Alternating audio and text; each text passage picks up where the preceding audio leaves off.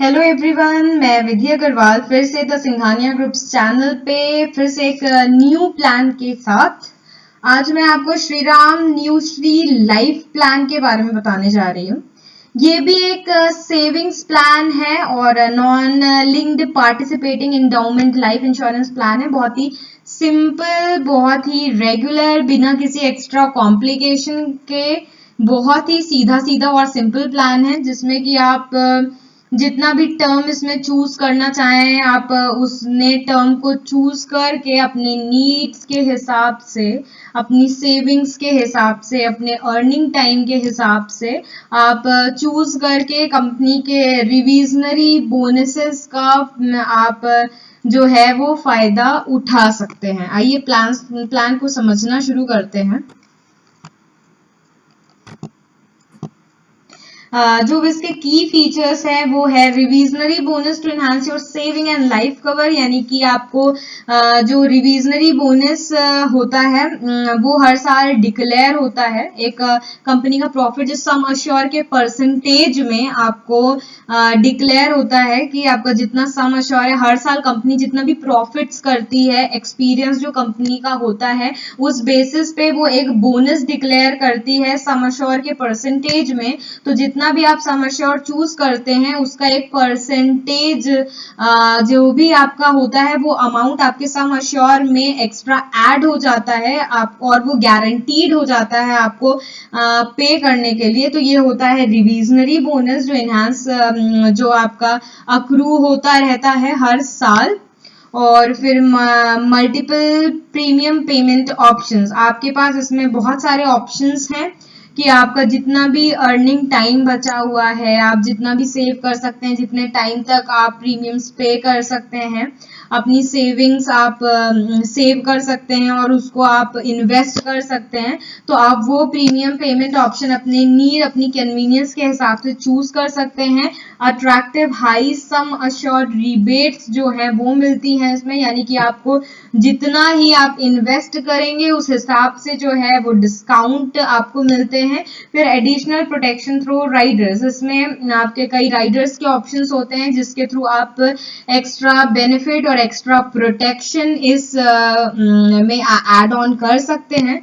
तो आइए इस प्लान की एलिजिबिलिटी की बात करते हैं कि कौन इस प्लान को ले सकता है। तो इसकी एंट्री एज जो है वो है 30 साल के बच्चे से लेके 60 साल के पर्सन तक इस पॉलिसी को लिया जा सकता है। और एज जो है हम अभी बीती हुई बर्थडे, लास्ट बर्थडे के हिसाब से देखते हैं।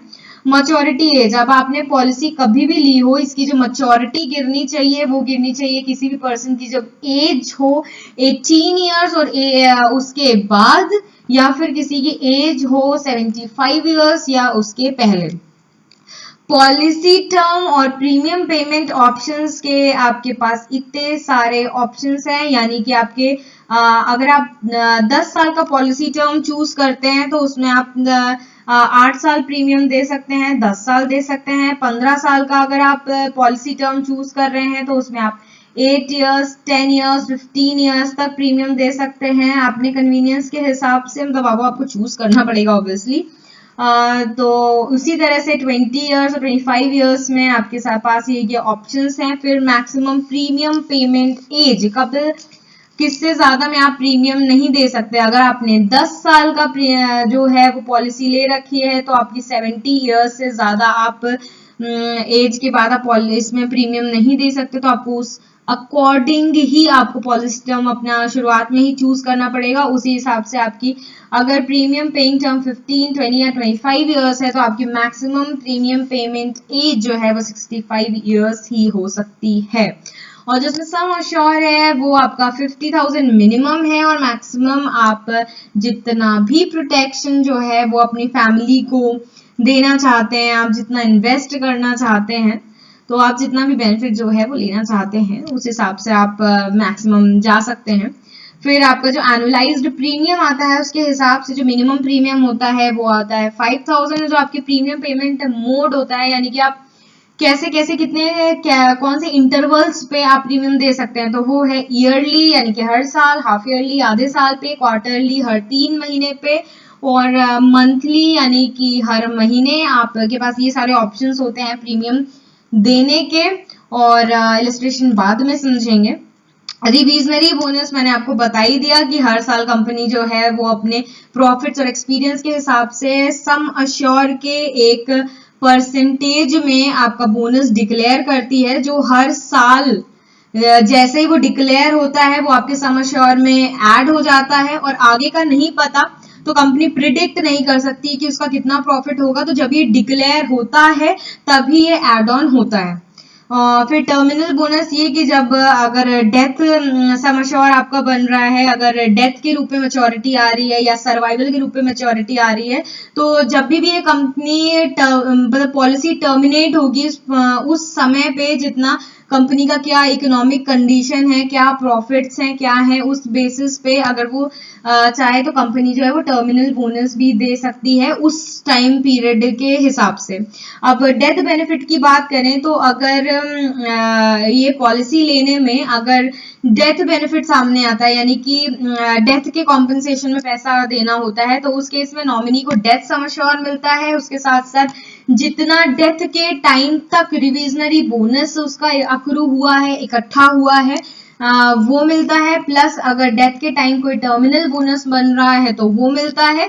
तो डेथ सम अश्योर क्या होता है, वो होता है हाईएस्ट ऑफ 3 अमाउंट्स कि या तो 10 times of annualised premium. Annualised premium वो है आपका हर साल आप जितना प्रीमियम पे कर रहे हो, एक साल में आप जितना प्रीमियम पे करते हो उसका 10 गुना, उसका 10 टाइम्स। जैसे अगर आपका 1 लाख प्रीमियम आ रहा है पर ईयर, तो उस हिसाब से 10 लाख रुपीज। और बेसिक सम अश्योर क्या है, आपका राइडर्स वाइडर्स और एक्स्ट्रा चीजें अगर आप कुछ आपने ले रखी हैं, उसके अलावा जो आपका नॉर्मल प्लान का जो सम अश्योर, आपने नॉर्मल सम अश्योर जो चूज कर रखा है, बेसिक सम अश्योर चूज कर रखा है, वो आपका, प्लस आपका जो 105% ऑफ ऑल प्रीमियम्स पेड, यानी कि अभी तक में आपने जितने भी प्रीमियम्स पे किए हैं उसका 105% आपका, इन तीनों में से जो भी हाईएस्ट अमाउंट आता है वो डेथ सम अश्योर के रूप में मिलता है।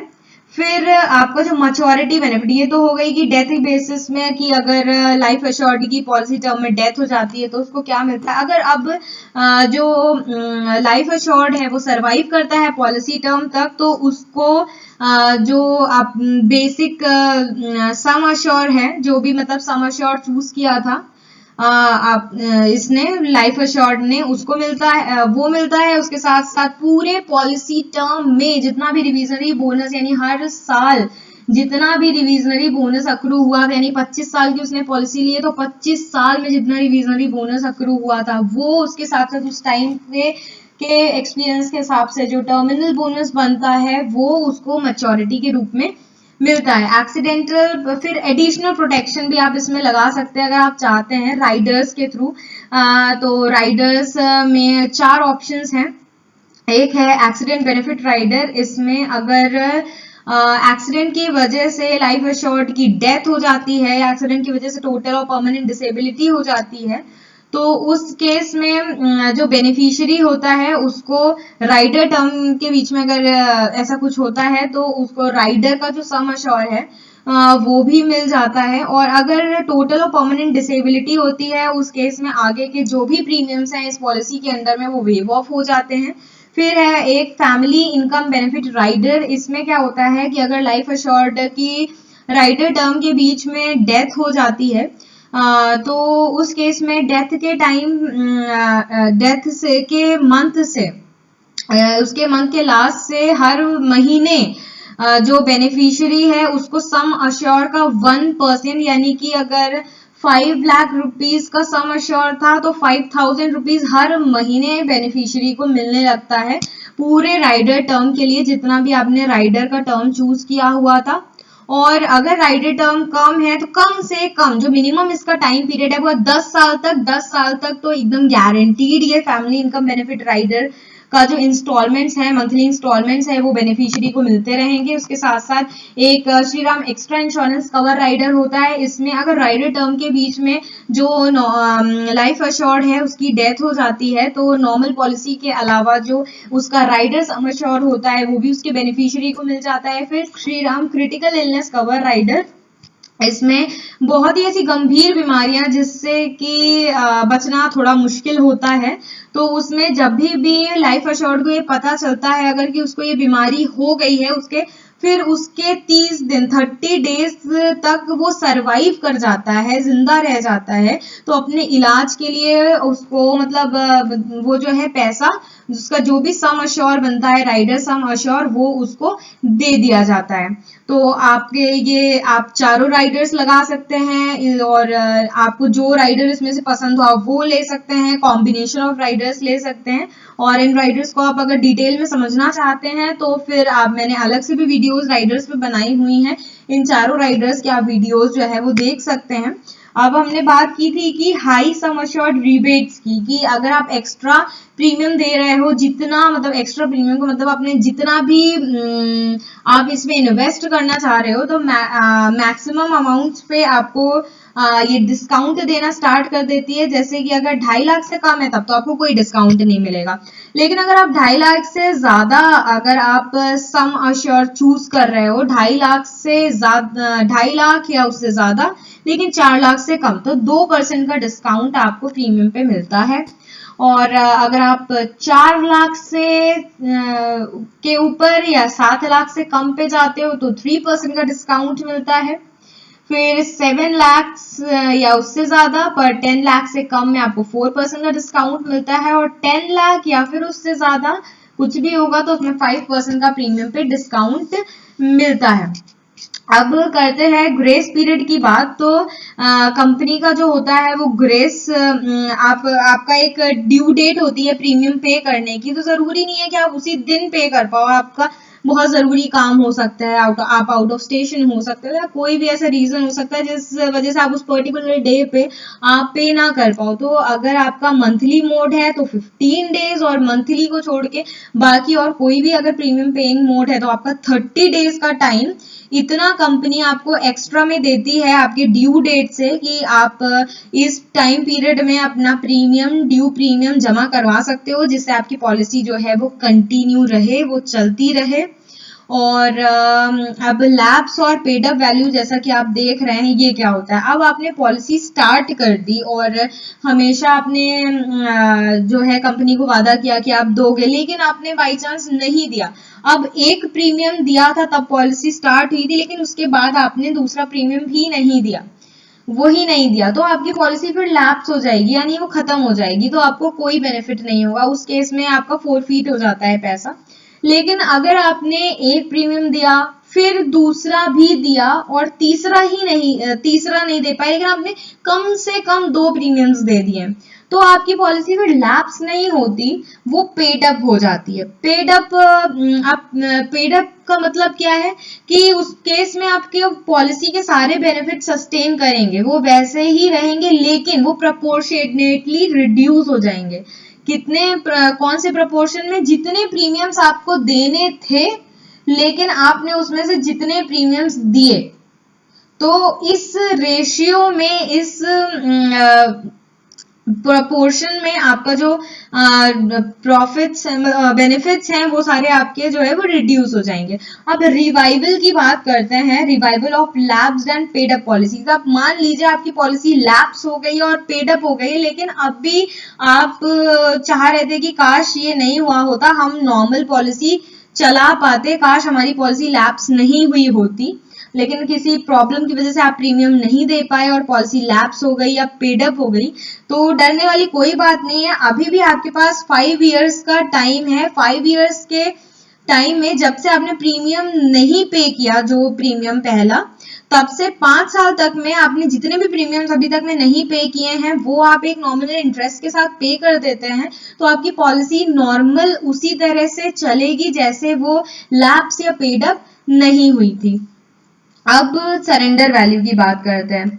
मान लीजिए अभी आपको पैसे की बहुत जरूरत है और अगर आप पॉलिसी तुड़वाना चाह रहे हैं, तो हर टाइम पे अगर पॉलिसी को टूटना है या तो उसकी एक सरेंडर वैल्यू बनती है कि अगर बॉन्ड आप तोड़ रहे हो, जो आपने कमिटमेंट की है, तो उस केस में आपको लॉस तो जरूर होता है, लेकिन फिर भी कंपनी कुछ ना कुछ देती है, तो उस केस में आपकी सरेंडर वैल्यू कितनी बनती है उसका ये एक चार्ट है। तो उसमें आपकी सरेंडर वैल्यू बनती है आपकी गारंटीड सरेंडर वैल्यू, जो आपको मिलेगी आपको पहले डेट से फिक्स है।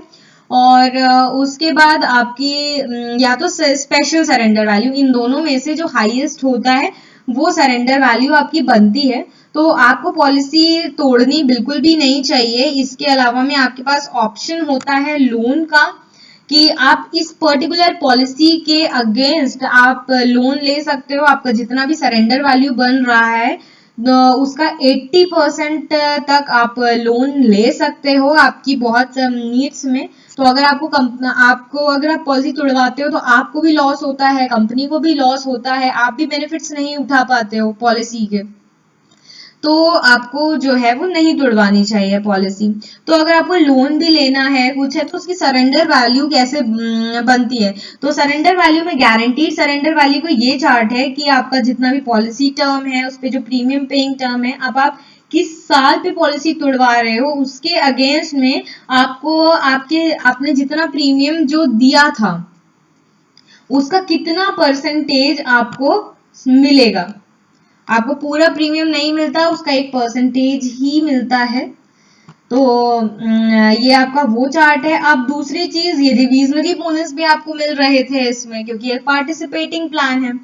तो जो आपके वो भी अब अक्रू हो चुके हैं, जो पैसा आपका ही था अगर आप पॉलिसी चलाते तो, लेकिन अब उसका जो आपका ये चार्ट है कि जितना अब समय आउटस्टैंडिंग है, 24 साल अगर बाकी हैं तो सिर्फ 8% बोनस का अब तक का मिलेगा, 20 साल बाकी हैं तो 10% बोनस का सिर्फ मिलेगा, 1 ही साल बाकी है पॉलिसी का तो 28% मिलेगा। इस तरह से आपकी ये गारंटीड सरेंडर वैल्यू बनती है। और स्पेशल सरेंडर वैल्यू ये पहले से प्रिडिक्ट नहीं कर सकते, क्योंकि स्पेशल सरेंडर वैल्यू कंपनी के उस टाइम के एक्सपीरियंस, इकोनॉमिक कंडीशंस, प्रॉफिट्स, इन सब के बेसिस पे बनती है।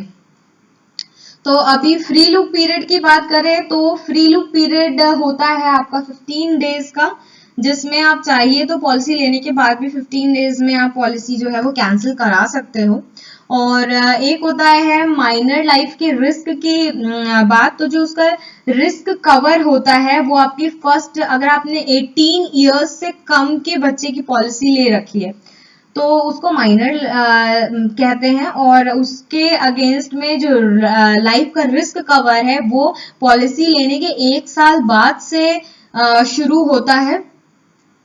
पॉलिसी लेने के 1 साल बाद से शुरू होता है। उस बीच में अगर माइनर की डेथ हो जाती है तो उस केस में जो प्रीमियम होता है वो वापस हो जाता है। और आपके जो प्रिवेलिंग टैक्सेस हैं, टैक्स के बेनिफिट्स वो मिलते हैं, यानी कि आप जितना भी प्रीमियम पे कर रहे हो उसका आपको सेक्शन 80C में, इनकम टैक्स के 80C में आपको उसमें डिडक्शन का बेनिफिट मिलता है कि 1.5 लाख का तो जो मैक्सिमम डिडक्शन लिमिट है, तो उसमें आप जितना भी प्रीमियम पे कर रहे हो आपको इसका बेनिफिट वहां पे मिलता है। प्लस इसमें जो भी आपको बेनिफिट्स मिलते हैं बाद में इसकी मैच्योरिटी या डेथ के रूप में, उस पर आपको टैक्स नहीं देना पड़ता, वो 1010D में एग्जेम्प्ट है। और आपको अब ये सर्विस है, सर्विस प्रोवाइड कर रही है कंपनी, तो आप जितने भी प्रीमियम्स दोगे उस पे आप जो भी रेट जीएसटी का प्रिवेलिंग रेट है, तो ये सारे प्रीमियम्स पे आपका जो जीएसटी का रेट है वो लगकर प्रीमियम्स जो हैं वो जमा होते हैं।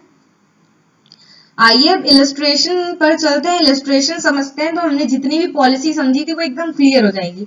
अमित है, एक 30 ईयर ओल्ड है और वो कोई सेविंग इंस्ट्रूमेंट ढूंढ रहा था जो उसको मतलब खाली लॉन्ग टर्म के लिए हेल्प नहीं करेगी लेकिन उसको फाइनेंशियल प्रोटेक्शन भी देगी उसकी फैमिली में। तो वो ऐसी जगह में इन्वेस्ट करना चाह रहा था जिसमें उसको प्रोटेक्शन भी मिले लाइफ कवर का, और उसके साथ साथ उसकी जो सेविंग्स हैं वो भी बढ़े। तो उसने चूज किया श्रीराम न्यूट्री लाइफ और उसने पॉलिसी टर्म 20 साल का लिया।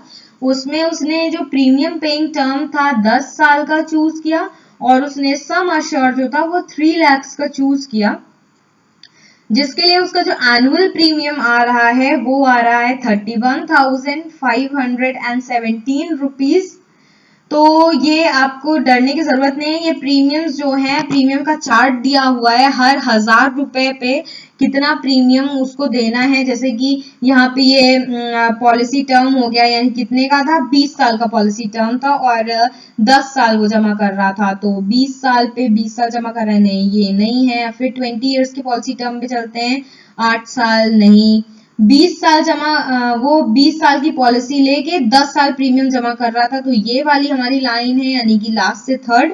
और उसकी एज जो थी वो 30 इयर्स थी,